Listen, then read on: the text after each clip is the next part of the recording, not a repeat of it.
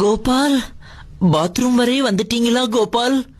லதா, நாம 2 பேரும் சேர்ந்து ஒரு குழந்தை பெத்துக்கலாம். கோபால், நடக்காது. அது மட்டும் நடக்கவே நடக்காது கோபால். அப்போ சிரிச்சு சிரிச்சு பேசினது, என் கூட ஆடி பாடினது அத்தனையும் நடிப்பா?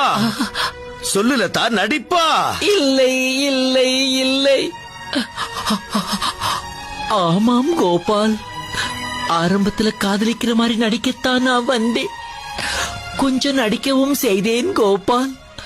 ஆனா தூய்மையான உங்கள் அன்புக்கு முன்னால் என்னுடைய நடிப்பு தோத்து போச்சு கோபால், தோத்து போச்சு.